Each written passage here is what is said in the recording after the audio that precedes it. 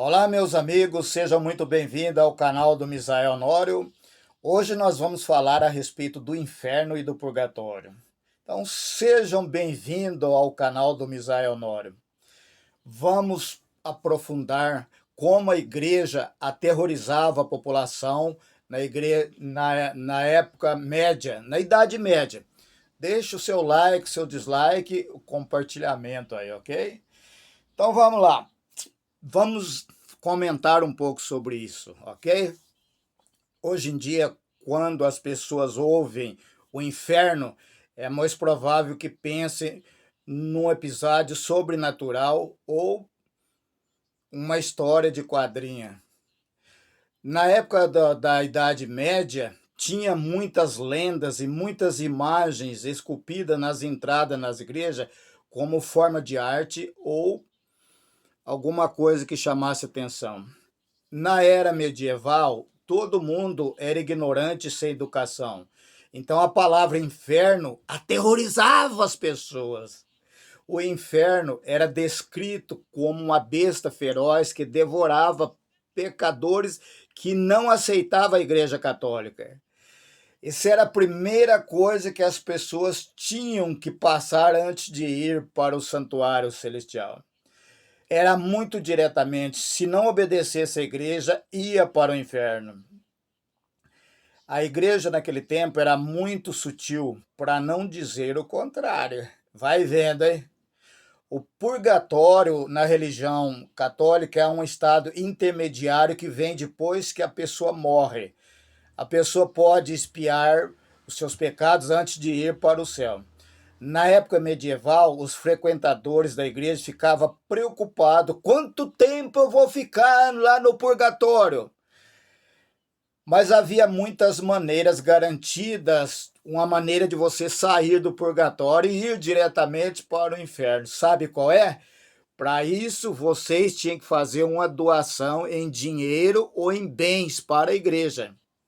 Além disso, você tinha que prestar serviço ou mesmo desse um certificado que liberasse algo para a igreja. Aqueles que tinham medo de ir para o purgatório só tinham uma maneira de não ir para o purgatório: doar um dos seus filhos para a igreja. Pois é, os tempos antigos, a igreja católica apavorou o pessoal, né? Mas a igreja medieval tinha um uso mais pragmático para essas crianças, ou seja, restabelecer seus próprios nomes. O clero devia ser sectário. Padres e freiras e monges eram recrutados da população em geral. Embora esses recrutas não precisavam ser criança, a igreja preferia as crianças, porque era mais fácil de manipular conforme os costumes e o ensinamento da igreja. E as famílias não sentiam saudade dos seus filhos? Mas numa época de pobreza e muita boca para comer, as pessoas não tinham muita opção. Era comum doar um dos seus filhos para a igreja, para as igrejas serem criadas para a igreja. Ser doado para a igreja significava comer melhor e ter uma boa educação. Para os pais, economizava dinheiro e recursos que poderiam ser gastos com o resto da família. Ser criado pela Igreja Católica naquele tempo não significava só ter a barriga cheia. Na realidade, as crianças tinham vários tipos de comportamento. E lá poderia ser muito amedrontador. Para a maioria dos observadores modernos, quando você vê uma imagem chorando, você diz que é puro ceticismo. Alguns podem dizer que a peça foi adulterada para tirar dinheiro das pessoas. Hoje nós vemos muitos relatos de pessoas testemunhando esse fenômeno. Hoje, em 2022, a gente vê muito aí pessoas dizendo que viu a estátua chorando, a imagem, né? Chorando sangue, chorando lágrimas, ouviu a imagem falar isso e falar aquilo. Mas e você, o que acha? Você concorda com isso? O, uma estátua Uma estátua chorando sangue pode levar uma pessoa à desconfiança de que algo enferrujado, colocado propositalmente dentro da imagem, com o tempo entra em decomposição e acaba escorrendo como se fosse uma lágrima. Às vezes a pintura também pode estar derretendo por causa do calor. Já na Idade Média, estes sinais, na Idade Média, imagens chorando, saindo sangue, eles acreditavam que era uma mensagem enviada por Nossa Senhora ou mesmo pelo próprio Cristo. Então, o que você já consegue imaginar como eles eram supersticiosos? Simplesmente eles aceitavam tudo que a Igreja Católica falava, eles aceitavam. Estátua chorando, sangrando, era presságio poderosos de coisas ruins que iriam acontecer.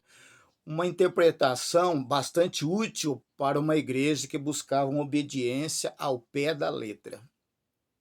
Mas quando entra o perdão dos pecados e o batismo não valia nada,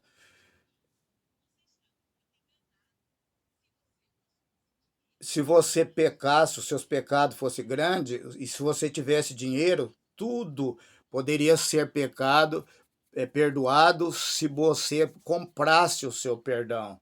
Se você roubou, matou, tem problemas. Você pagava um valor e o bispo dava uma carta assinada e você poderia estar livre do purgatório e do inferno. E isso fez com que a igreja lotasse o seu cofre de dinheiro e acumulasse muita fortuna. Então, para você ir para o céu, era só comprar a passagem para o céu e você ia direto para lá. Uma outra forma encontrada para a igreja ganhar dinheiro é tirar a pessoa do purgatório. Você podia pagar para que as parentes seus falecidos que estivessem no purgatório pudessem sair do purgatório. Seu pai, sua mãe, seus filhos, qualquer um que não foi para o céu, que ainda estava lá no purgatório, sem problema, você tinha uma solução. Você comprava o cartão do perdão pelo um preço, a igreja literava, dava um certificado real, verídico, e você tinha uma garantia que o seu parceiro, o seu cônjuge que estava no purgatório, saía e ia diretamente para o céu.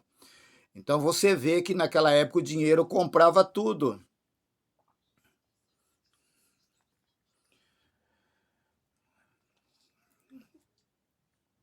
Inacreditável, né? Quando nós vemos sobre o julgamento final, nós vemos um desenho. Na época da Idade Média, foi usado o desenho para apavorar as pessoas.